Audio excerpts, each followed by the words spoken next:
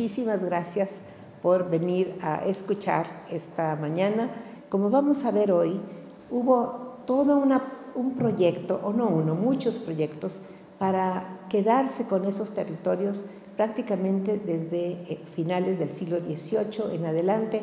Hay muchos intentos, proyectos, maneras que intentaron los recién nacidos Estados Unidos de quedarse con todos esos territorios, por una simple razón, porque Estados Unidos en su inicio no tenía salida al Pacífico. Como ustedes acordarán, eran 13 colonias originalmente que solo daban al Atlántico, y con su independencia de 1776 a 1783, que es cuando Inglaterra reconoce la independencia de los Estados Unidos, pues ellos se dan cuenta que no van a poder competir con Inglaterra por el dominio del Atlántico. Es muy fuerte la potencia británica, tanto por su marina como por su comercio.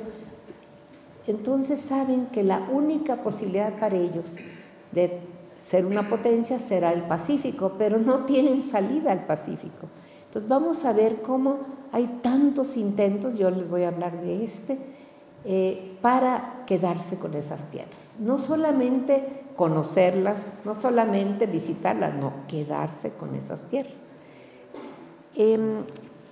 Una vez, estando yo en la Biblioteca del Congreso, me paseaba yo por los estantes, que son, ya se imaginan, hay 3 edificios de la biblioteca. Está el edificio Jefferson, el más antiguo, el edificio Adams y luego el más nuevo, que es el Madison. Pues todos esos edificios están llenos de estantes con libros.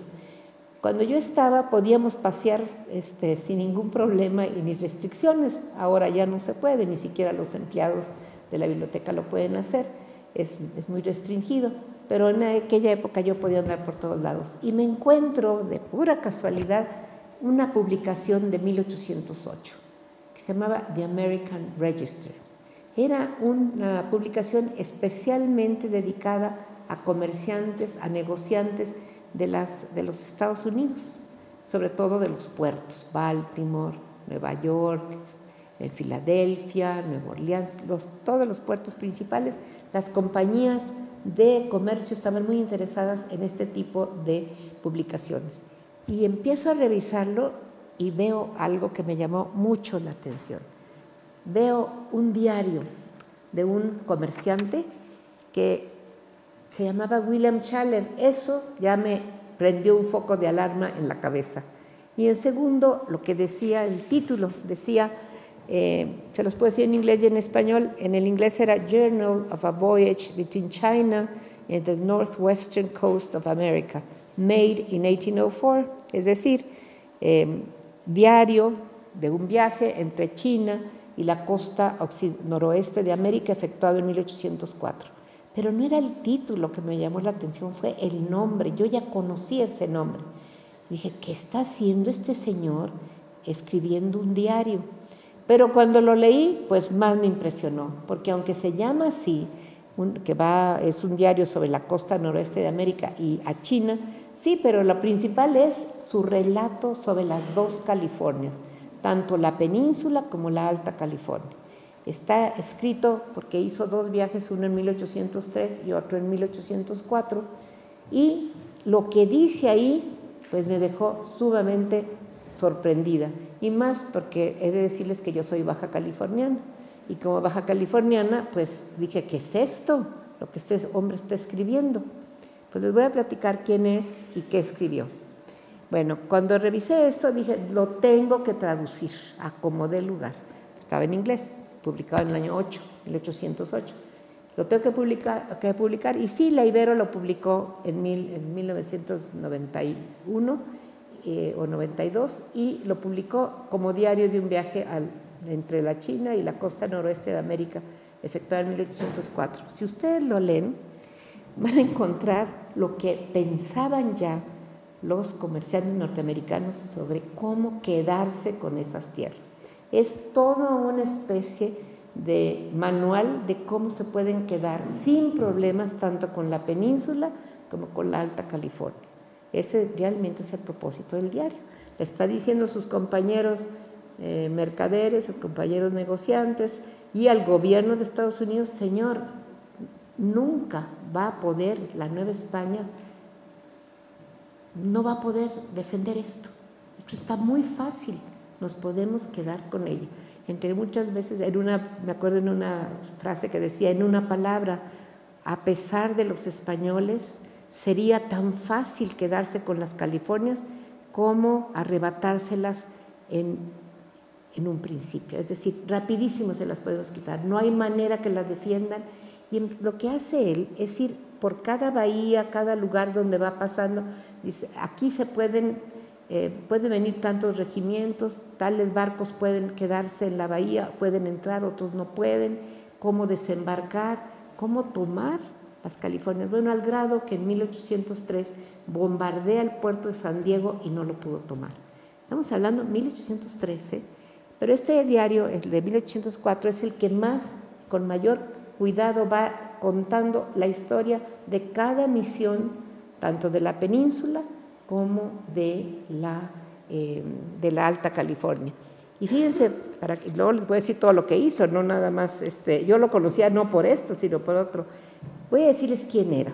William Shaler había nacido en Newfield, hoy en Bridgeport, Connecticut, en 1773, y va a morir en Cuba en 1833.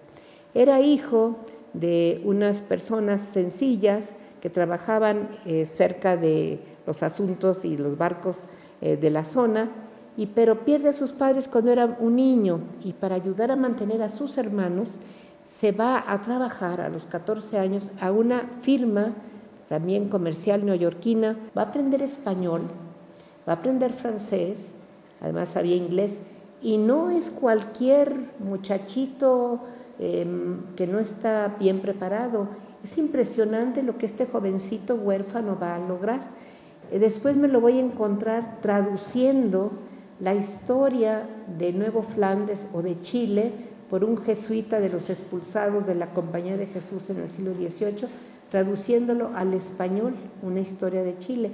Hagan de cuenta que hubiera traducido a nuestra obra sobre Historia de México de Clavijero. Él precisamente es el traductor de esa historia de Nuevo Flandes, así se llamaba también Chile, para darla a conocer en inglés, porque también estaban interesados, por supuesto, en el comercio chileno. Este jovencito admiraba Francia, les digo que había aprendido a hablar francés, simpatizaba con la Revolución Francesa y va a ir a Francia y va a participar en proyectos revolucionarios de la época. No sabemos cuáles, pero estuvo vinculado a la Revolución Francesa. Después, más tarde, ya para 1800, junto con un socio, con otro comerciante que se llama Richard Cleveland, que también dejó unas memorias, empezó a comerciar en Europa y fue a Perú, a Guatemala, estuvo en las Islas Sandwich. Las Islas Sandwich se llamaban así porque James Cook les puso así, pero son Hawái. El nombre original de esas islas es Hawái, y también va a comerciar con China. Y ahí vamos a ver qué es esto de este comercio con China.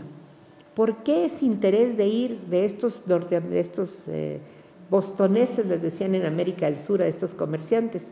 Imagínense el viaje desde la costa atlántica de los actuales Estados Unidos hasta el estrecho de Magallanes, toda la vuelta, y subían precisamente por Chile.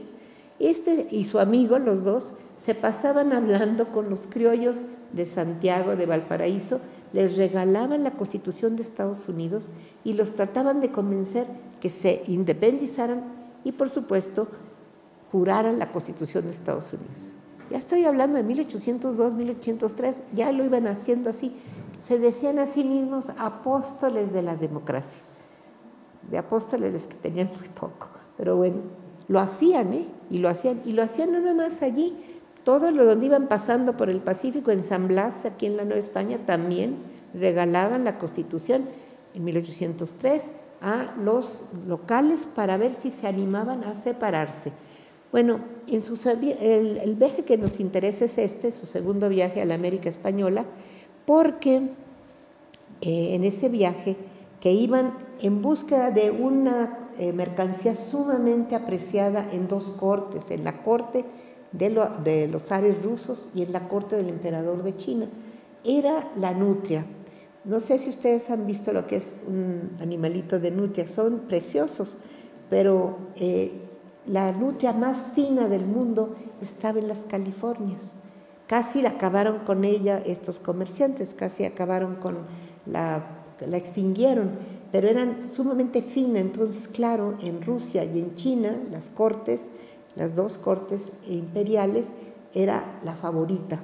Entonces, estos comerciantes iban, compraban o mandaban matar a estos animalitos, no les podían dar tiros para no hacerle hoyos a las pieles, a palos, y entre más chiquitas y más finas, mejor.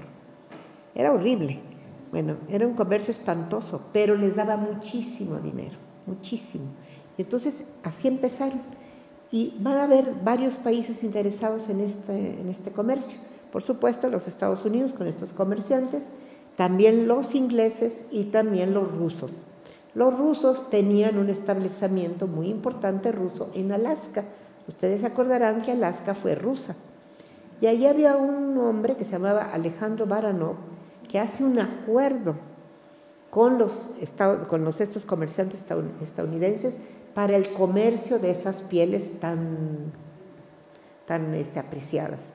Pero ¿saben qué hacían? Contrataban a los Eleuts, que eran los esquimales, que se fueran en sus kayaks, que son sus canoas, y que ellos fueran los cazadores de las nutrias por toda la costa. Bajaban por las costas de California, matando a los animalitos, como les digo, a palos, ¿verdad? Y se las vendían a estos comerciantes, tanto rusos como de Estados Unidos. Y estos iban a Cantón, en China, allí desembarcaban con todas las pieles para venderlas muy caras en la corte china. Y también se iban a Rusia con esas mismas pieles. Eso es lo que estaban haciendo en este viaje. Tenían un barco que se llamaba Lelia Bird, y en ese barco a eso iban. Pero quiero decirles que aunque él está platicando todo lo que significaba comprar esas pieles, venderlas, las rutas que seguían, los viajes tan difíciles que tenían que hacer, por ejemplo, cuenta que cuando regresaban precisamente en 1804 venían de Cantón a las Californias, les tocó una época muy terrible en el mar, casi pierden el barco, pero bueno, sí, la pasaban muy duro, pero era muy lucrativo el comercio. Pero entonces él se da cuenta que para Estados Unidos lo más lucrativo no van a ser las pieles, se están acabando además, que va a ser apoderarse de las Californias. Se ha dado cuenta que hay dos puertos magníficos para el Pacífico, uno se llama San Diego y el otro se llama San Francisco. Y esos dos se los describe y dice, es que tienen que ser nuestros. Bueno, entonces lo que él va haciendo es dar una detallada explicación desde lo que sería British Columbia, que está en Canadá, después lo que sería el estado de Washington, actual en Estados Unidos, luego California, desde Bodega Bay hasta San Diego, y en aquella época las Californias no estaban separadas, seguía, y es muy interesante lo que va describiendo de cada una de las misiones. No le importa nada la población que está ahí, los desprecia, no le parecen que valga la pena. En ese sentido, no se extrañen, era un racista como hay muchos hoy, estamos ya acostumbrados a oír el racismo todos los días, ¿verdad? Pues ya lo era él. Claro, no le importan la población, es muy crítico de las misiones, porque para él lo importante era el éxito económico y no aprecia todo lo que habían hecho los misioneros en toda esta línea de misiones desde San Diego, que se funda en 1769, es la primera misión, que es el padre, Fray Junípero Serra, el que funda San Diego en 1769, y que viene, fíjense de dónde viene Junípero Serra, viene de las misiones californianas, de la Baja California, viene nada menos que de Loreto. ¿Por qué viene de Loreto? Porque ya los franciscanos, después de que habían expulsado a los jesuitas, se habían quedado con las misiones de Baja California, dos órdenes, los dominicos en el norte de la Baja California, de la península, y el sur, los franciscanos. Estando en Loreto, este padre, Fray Junípero Serra, decide con un grupito de unas 12 familias, ojo, que son novohispanas, mezcladas, muy mezcladas, hay de todo, son los fundadores de San Diego, California. A mí me da risa, yo siendo de allá, las barbaridades que dicen históricamente, aún las universidades, si ustedes van a San Diego, en la misión de San Diego de Alcalá, que si la ven no es verdadera, está hecha en el edificio es de los 1920, se rehizo completamente porque estaba totalmente destruida, la volvieron a hacer completa, pero ahí está, San Diego de Alcalá se llama, bueno, está ahí, pero tiene una placa, siempre que la veo digo, ay Dios mío, cómo se distorsiona la historia. Dicen 3 universidades locales, que ahí está el primer establecimiento de origen europeo del Pacífico. Señores, es una barbaridad. San Diego, en 1769, el primer establecimiento europeo del Pacífico. Bueno, ¿y qué pasa con Acapulco, con San Blas, con Lima, con Valparaíso, con todos los puertos que desde el siglo XVI ya están en nuestro mundo hispanoamericano? No existen para ellos, ¿eh?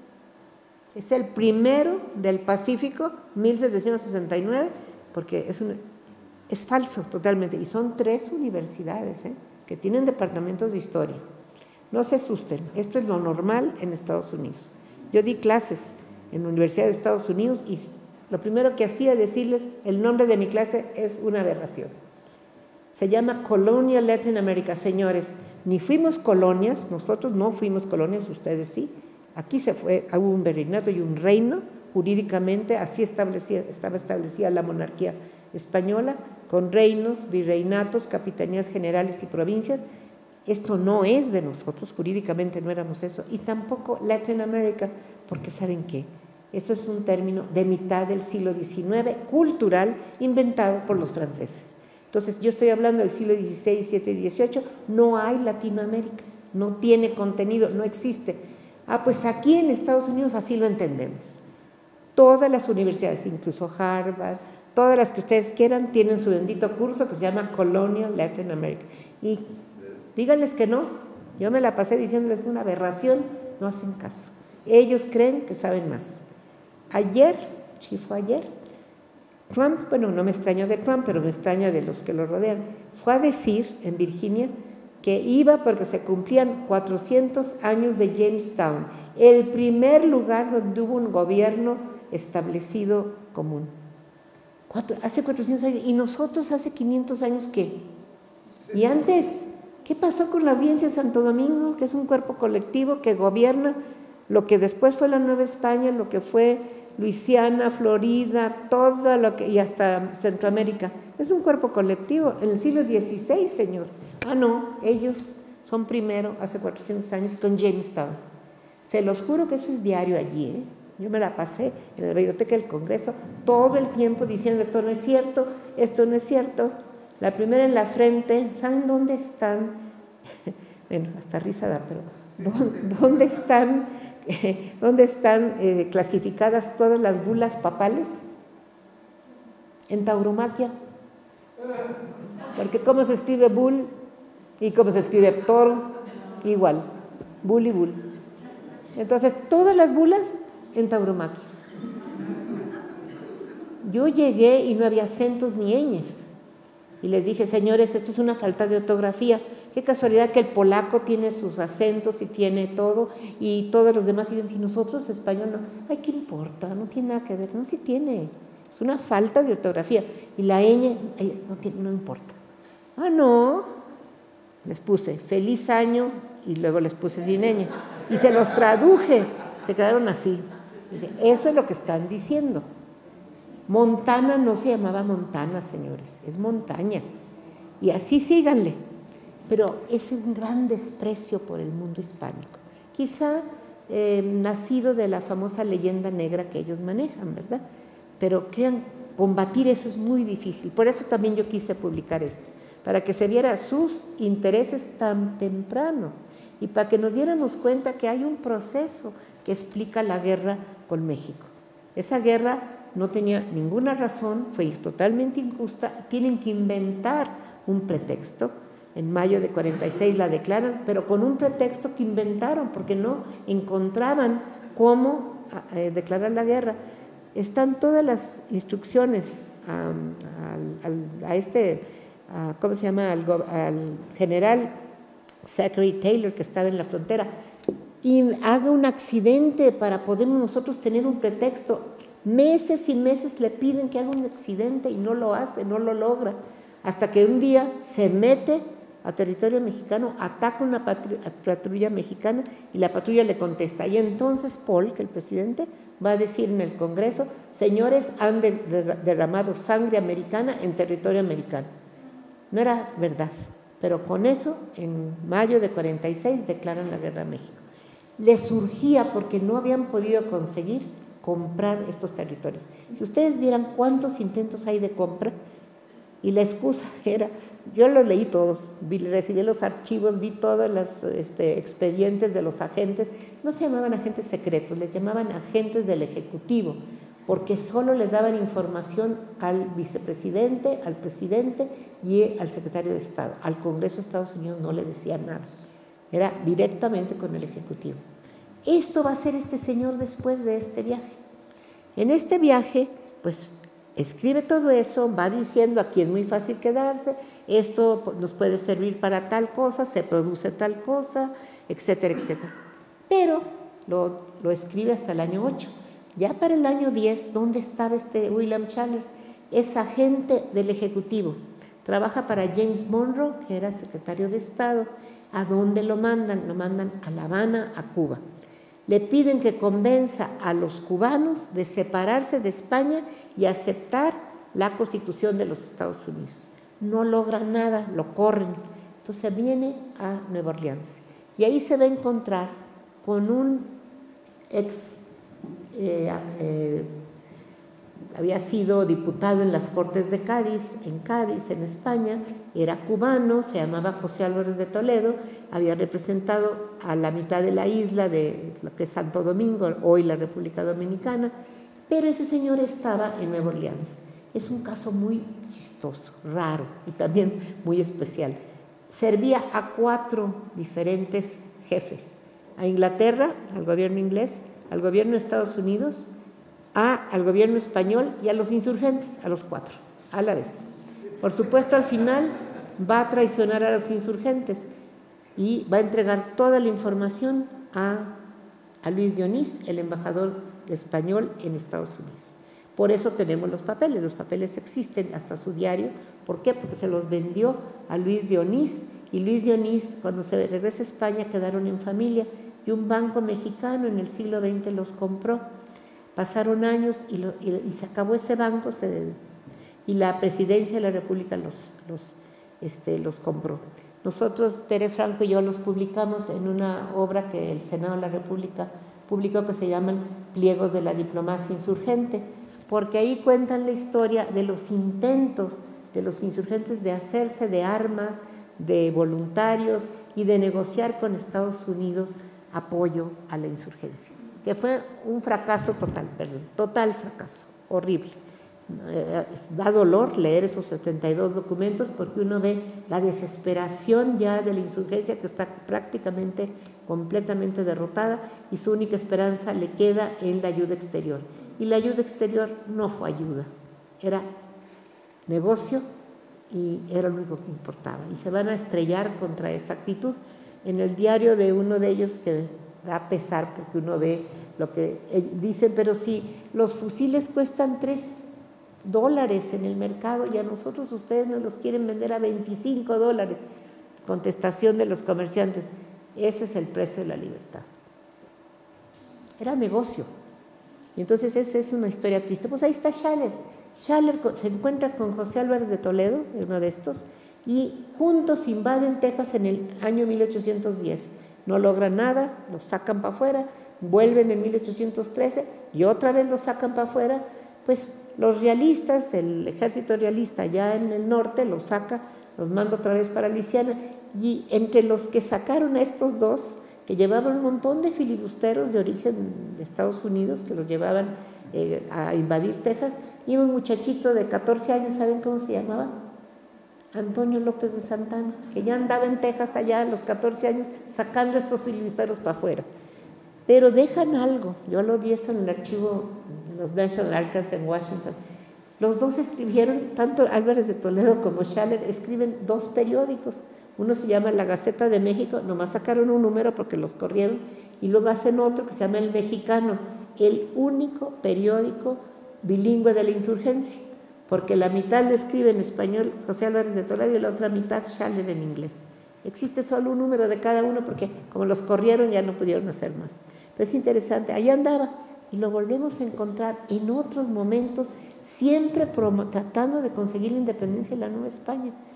No lo logró, va a acabar de cónsul de Estados Unidos en La Habana y va a morir de una epidemia en 1833. ¿Qué es lo que nos debe de llamar la atención de estos intentos de los norteamericanos, de los Estados Unidos, por las tierras que con toda pena tenemos que pensar que fueron de nuestros antepasados? Yo les diré que yo este librito lo dediqué a todos aquellos que son considerados ilegales y criminales en las tierras que fueron de sus padres, porque me indigna que a gente que vive en Texas, en Nuevo México, en Arizona, en las Floridas, en la propia Luisiana, que fue española, y después, bueno, también nosotros en la Nueva España le mandamos el situado para que pudiera funcionar, siempre dependió de la Nueva España, y por supuesto las Californias. Allí, que ustedes vean la geografía, vean los nombres, ahí está la presencia del mundo hispánico antes que este señor, y sin embargo vean con qué desprecio tratan a los descendientes de los dueños de esas tierras, porque perdón, todas estas personas humildes que van, estos migrantes, en primer lugar, la migración no es un delito, no todos sabemos que hasta la Sagrada Familia fue migrante, por Dios, no se fueron a Egipto para sobrevivir, no es, todos los pueblos tienen ese derecho a sobrevivir. Bueno, pues esta gente que vaya tratada, acuérdense aquel hombre en Arizona, ese sheriff, se llamaba Arpaio, que los vestía de rosa y los hacía caminar con cadenas en los pies por las calles allí en Arizona para burlarse de estos pobres hombres, sabiendo que vestidos de rosa les iban a chiflar, los iban a insultar. ¿Qué sabemos ahora de los niños? Verdaderamente en esas como jaulas, sin la mínima atención o una atención muy deleznable, horrible. ¿Por qué? Bueno, que se acuerdan estos señores que los primeros que se metieron a la fuerza, que se robaron esos territorios, yo lo decía en mi clase a los chicos en la universidad, no creo que les gustaba nada. Claro que al final de hacer las calificaciones de los maestros decían, no queremos que ninguna historiadora mexicana nos dé clase de nuestra historia. Claro, pues sí, tenían razón, pero yo se los decía con sus documentos, no con mis documentos de México, sino de los propios National Archives. Les enseñaba, aquí están todos los intentos de quedarse con estas tierras, sin ninguna base. Bueno, estas islas donde Schaller nos dice que la nutria más bella y la más fina era de Santa Catalina, ahí enfrente de Los Ángeles, de Santa Bárbara, era la más fina esa zona. Pues quiero decirles que todas las islas que están enfrente de la Alta California no están en el Tratado de Guadalupe Hidalgo, son mexicanas, porque nunca se entregaron con el tratado, así que las tienen sin tener ningún derecho a ellas. Así que cuando oigan las canciones sobre Santa Catalina y todas las, pues sí, pues siguen siendo mexicanas, nada más que también, con toda tristeza les debo decir que mi experiencia en aquellos años fue que cuando uno como mexicano intenta, sobre todo a la embajada, decirle, esto no lo pueden regresar. Por ejemplo, allí en la biblioteca tenían un códice que se habían sacado de manera irregular de México. La ley, los convenios entre países establece que si de un archivo, que es un archivo nacional o privado, pero que se puede probar, se ha sacado un documento sin permiso, se tiene que regresar. Y ahí tienen el códice Huejotzingo. Y los mismos, yo era amiga ahí de todos y me decían, ustedes lo pueden pedir porque esto se sacó del archivo del Hospital de Jesús, que está todo en el Archivo General de la Nación. Lo sacaron para venderlo. Entonces, lo pueden pedir. Escribí al secretario de Relaciones Exteriores, hablé con todos los de embajada, Nadie puso el menor interés. Allí sigue, en la Biblioteca del Congreso. No les interesa. En todos los años que yo estuve ahí, hicimos tertulias promoviendo la cultura hispánica, muchas cosas sobre México, sobre su historia, sobre sus literatos, sobre su música, sobre sus costumbres. ¿Ustedes creen que alguna vez fue algún mexicano de la embajada? Nunca, nunca. A mí me hablaban de la embajada y yo les decía, por patriotismo mejor no digo nada aquí, ni les aviso, porque esto no se vale. Se los decía así, tal cual. Oye, manita, ¿cómo me dijiste? A ver, así no se habla. Me haces favor de hablar con toda propiedad porque estás representando a nuestro país. Hasta eso les tenía yo que decir. Las secretarias no sabían inglés. Les tenía yo que hacer las cartas porque no sabían inglés. Ustedes iban a la embajada y no había nadie, todos habían ido de compras. Yo estaba, esperé ahí hasta que regresaron. ¿Ustedes saben la imagen que dábamos? Bueno, las cosas que yo les contara en esos 10 años, uno como mexicano, de veras por patriotismo, se calla. Un día me hablan de Nueva York, la secretaria del cónsul. Oiga, fulanito, sutano, que está escribiendo un libro, quiere que le busquen ahí en la Biblioteca del Congreso todo lo que haya sobre este personaje. Oiga, señorita, ¿cómo se atreve a hablar aquí en la Biblioteca del Congreso para que le hagan el trabajo a ese señor que está haciendo una novela? ¿Sabe qué? Que el señor venga a trabajar cuando quiera. Aquí no le van a hacer nadie. Dele gracias a Dios que yo contesté, porque eso no se hace. ¿Ustedes qué creen que son? ¿Cómo le hablan a una institución a decirle que les hagan el trabajo que el fulanito que trabaja allí en el consulado está haciendo? Una novela. Y fue el señor, estuvo media hora y llevó a un pobre señor de la embajada mexicana a que le buscara la obra. El señor hacía ahí. Me decía, Dios mío, yo me hago como que no son mexicanos. Es que le da una vergüenza el abuso. Otro día. Oye, Lupita, va a venir toda la Suprema Corte de Justicia. Por favor, organízales una visita guiada de los 3 edificios de la biblioteca. Como yo los conocía, dije, yo no organizo nada hasta estar segura, pero como tengo amigos en los 3 edificios, si vienen, lo organizo, y si no, no. Me hablaron 15 minutos antes de la embajada. Mira, no van a ir, se fueron todos de compras. ¿Qué tal que yo hubiera organizado eso formalmente, con los canales ahí, que lo toman muy en serio? Se los digo porque como mexicanos eso no podemos aceptarlo, ni aguantarlo. Otra vez me hablaron, Lupita, va a haber la feria del libro mexicano. Y dije, ¿la feria del libro mexicano? ¿Ustedes la van a organizar? Sí. Cuando vi lo que era, dije, ni a tiros les digo aquí que va a haber una feria del libro mexicano, porque estos libros no son mexicanos. Son traducciones pésimas del libro del millonario de fulanito de tal gringo. ¿Esto qué es? Bueno, te vamos a hacer la verdad. Es que es un contrato que tenemos con una que publica libros traducidos en Los Ángeles. Pues no se atrevan a decir que este es el libro mexicano. Y no avisé ni dije nada. Es que miren, de veras, uno acaba haciendo eso. Como hacer una especie de, ahora sí, un muro para que eso no trascienda, porque nos quemamos como mexicanos. ¿Sí o no? Y así les cuento casos y casos en que uno la hacía pues ahí como de pararrayos. Espero en Dios que de veras que algún día tengamos mejores representantes de México, porque también yo lo vi en Inglaterra cuando estuve. Unas vergüenzas que pasaban. Un día, estando yo ahí, me habla el director del Instituto de Estudios Latinoamericanos de la universidad, que es el más importante en Inglaterra sobre estudios latinoamericanos. Dice, Lupita, nos han hablado de que vienen varios diputados de México a visitarnos. Y dije, ay Dios, pues vamos. Y ahí estuve, me invitaron y ahí voy. Ustedes hubieran querido llorar como yo. Los señores durmiéndose, todos se querían ir de compras. Horrible, horrible, horrible. Yo hasta le dije al director, señor director, por favor, mire, primero antes de aceptar que vengan así, sepa a qué vienen, porque sabe que nos hacen perder el tiempo, de veras. Y yo sí hablé con la embajada, por favor, no nos quemen de esa manera.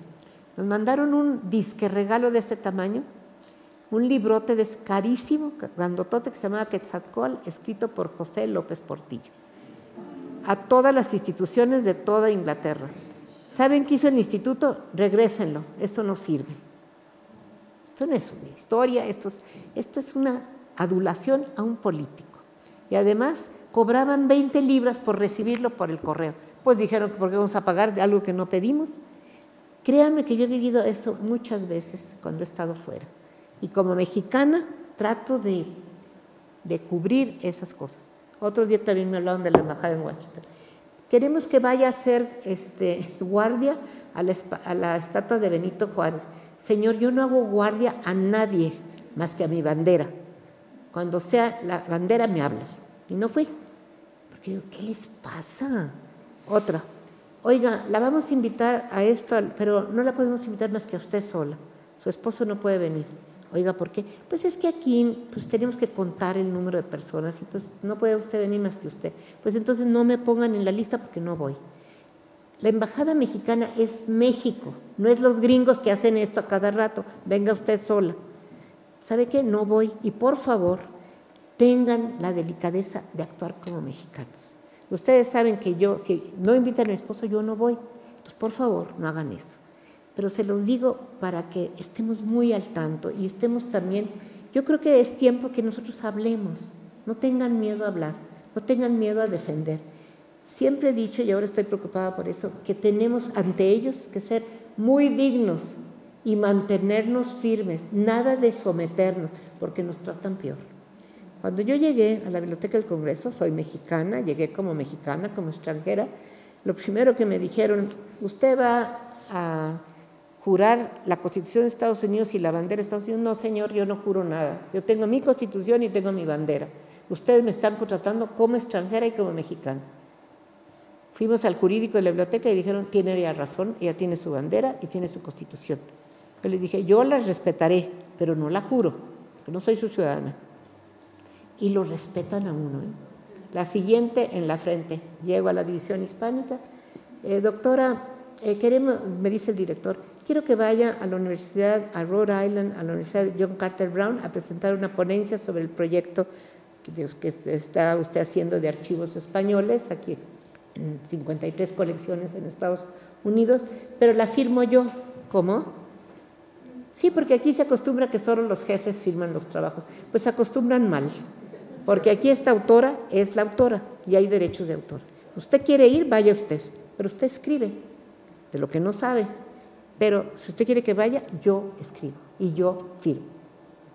Pero es que aquí la biblioteca, a mí no me interesa lo que hace la biblioteca, porque hay una convención de Viena que Estados Unidos firmó, que es sobre los derechos de autor. Y el autor no se puede cambiar por otro porque usted es el jefe. Lo hacen, lo hacen porque yo tengo amigas que han hecho la investigación y el jefe del tal museo, es que él lo pone su nombre. Lo hacen todo el tiempo. Pues miren, ante eso pues tuvo que aguantarse, fui yo con mi nombre y con mi ponencia con mi nombre. La siguiente. Mi libro tiene 1050 páginas de la Biblioteca del Congreso. Bueno, oye, aquí no ponemos el nombre del autor, nomás ponemos The Library of Congress. Ah, no, aquí pone el nombre del autor, porque ¿saben lo que me costó esto? Muchísimos años de trabajo, 53 colecciones de 49 instituciones de Estados Unidos, de sus archivos. ¿Y ustedes quieren que ponga The Library of Congress? No. Es que aquí así le hacemos, pues lo hacen mal. Vamos al jurídico otra vez. Oigan, señores, si la Convención de Viena, no, tiene razón ella, tiene que estar su nombre. Si uno se deja, lo aplastan, se los juro. Esto a mí me tiene preocupada ahora con lo de los migrantes. Cada vez que se le rinda más a Trump, nos va a ofender y va a abusar más. Nunca le vamos a dar gusto. Créanme, como mexicanos, piénsenlo, siéntanlo y tratemos de tener dignidad, porque entonces nos van a respetar. Así son, y aunque sean mal, hay muchas muy buenas gentes, pero así son, creen que son el centro del mundo. A mí me decían, somos la mejor biblioteca del mundo, los mejores, no son. En la sección de manuscritos cometieron un error garrafal, solamente con los manuscritos en español, fíjense con quién, con los ingleses, los alemanes, los otros, no, nomás con los españoles. Entonces llego yo y empiezo a revisar las cajas que tenían.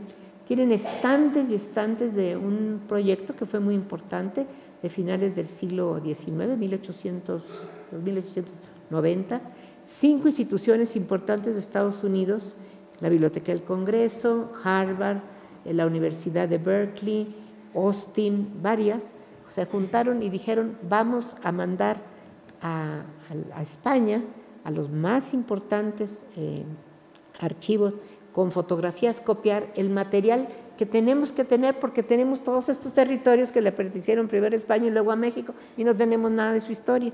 Entonces mandaron cámaras fotográficas, fueron las primeras que hubo en los archivos, en el archivo de Indias, en el archivo histórico en Madrid, en el archivo naval, en el archivo de Simancas, en todos lados, mandaron a sus fotógrafos y estuvieron trabajando sistemáticamente y tiene una maravilla de cajas de este tamaño, con puras fotografías de mapas, de documentos, pero estoy hablando de millones de documentos.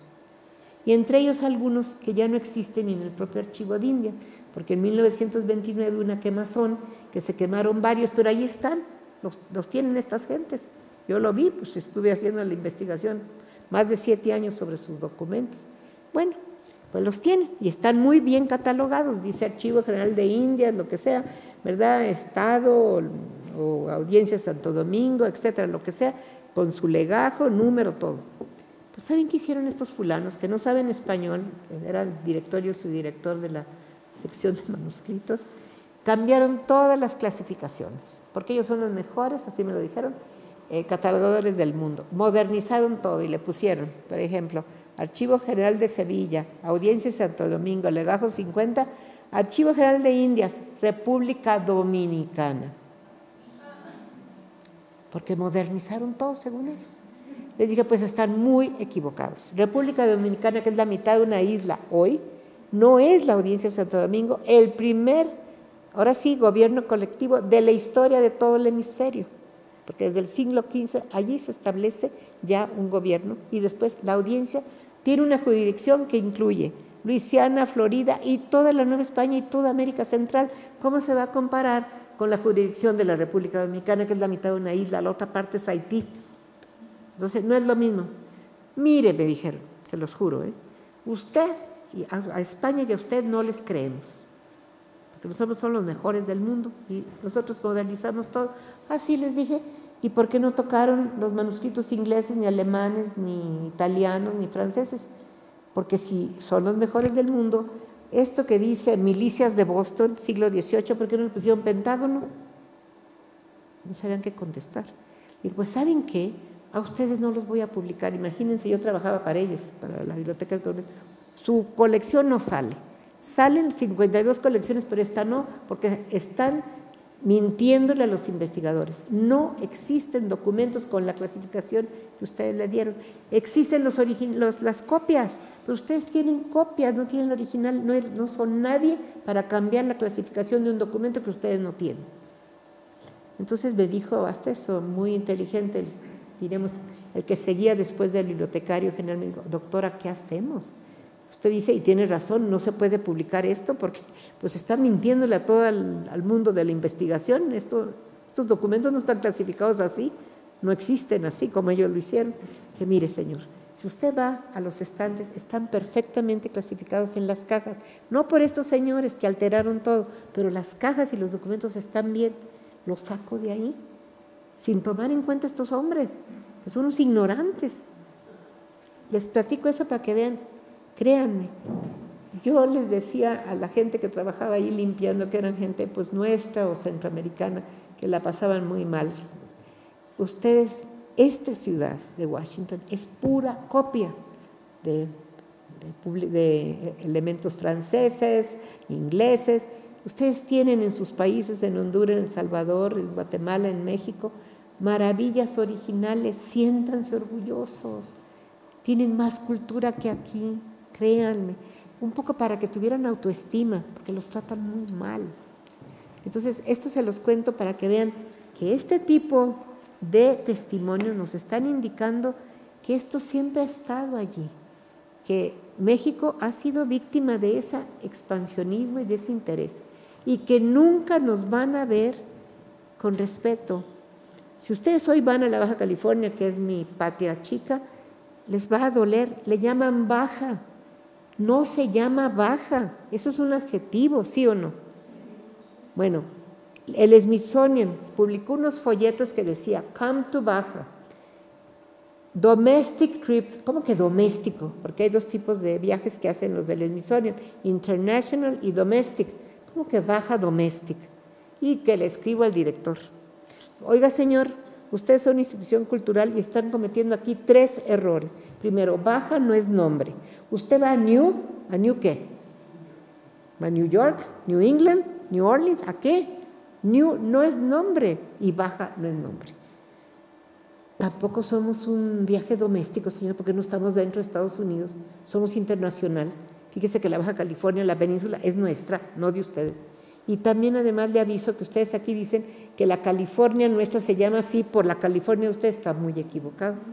La Baja California, la península se llama California desde 1585 porque Cortés vivió 1 año en lo que hoy es La Paz, le puso Santa Cruz, y allí vivió 1 año Cortés, y la llamaron California por un librito de aventuras, de un librito de caballería que se llama Las Sergas de Esplandián, que es el último libro de la serie de Amadís de Gaula, que son 4, y este es el hijo de Amadís de Gaula, y su librito se llama, su historia se llama Las Sergas de Esplandián, Esplandián es él.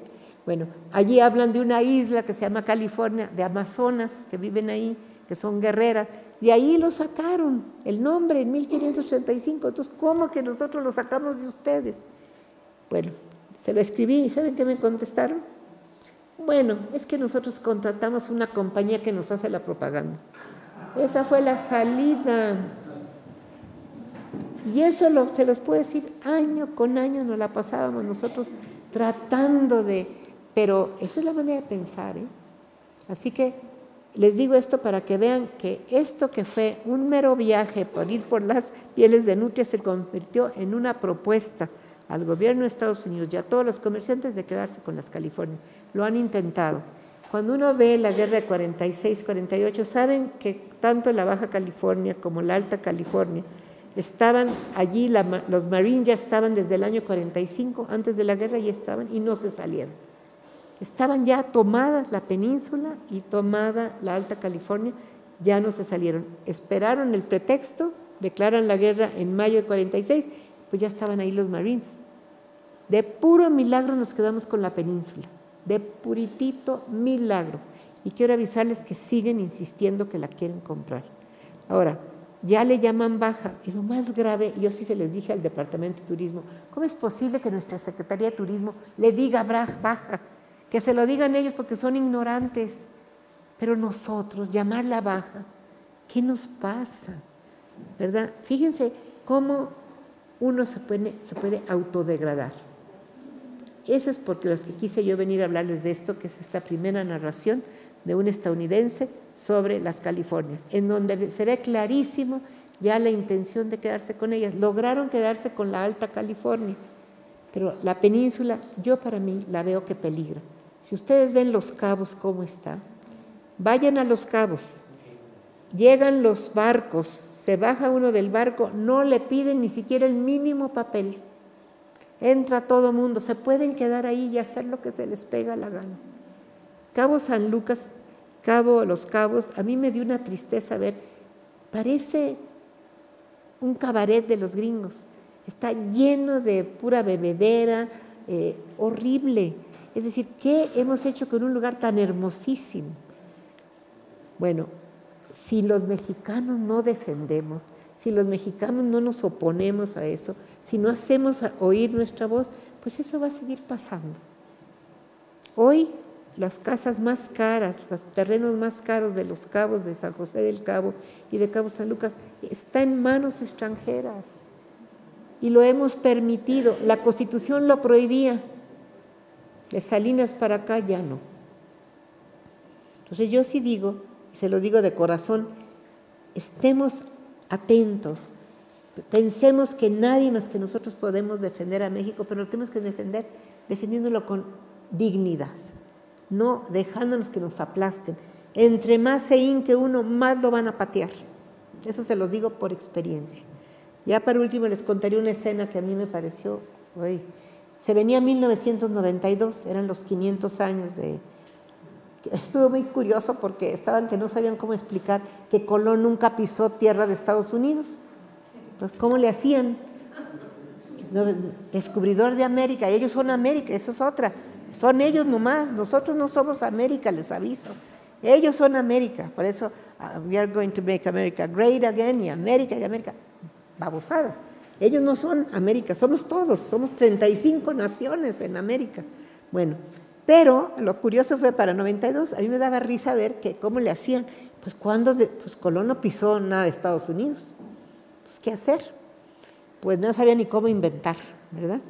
Entonces, bueno, ¿saben que en ese momento el que era el director de la división hispánica era un señor muy feo, muy malo, que era un sociólogo que se especializaba en Rusia, no tenía nada que ver con el mundo hispánico, pero era muy amigo del bibliotecario general que era especialista en ruso y metió a su amigo de director de la división hispánica.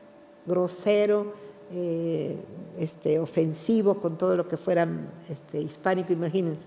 Y llega en ese momento. Y entonces, nosotros habíamos fundado una sociedad hispánica en la Biblioteca del Congreso, se llamaba Hispanic Cultural Society. Y todos los meses hacíamos una tertulia, con ese nombre, la tertulia, y hacíamos alguna conferencia sobre algo de nuestra cultura, de todo el mundo hispánico. No saben qué éxito teníamos, ya teníamos como 100 gentes que iban de todos los 3 edificios ahí, y era gratis, y nosotros hacíamos todo nosotros. Yo le había dicho, yo la organizo con $5 a la semana, porque me han dicho que era carísimo hacer eso. No, yo con $5 lo hago. No hubo un solo intelectual, un solo conferencista que no me aceptara por $5 darme la plática.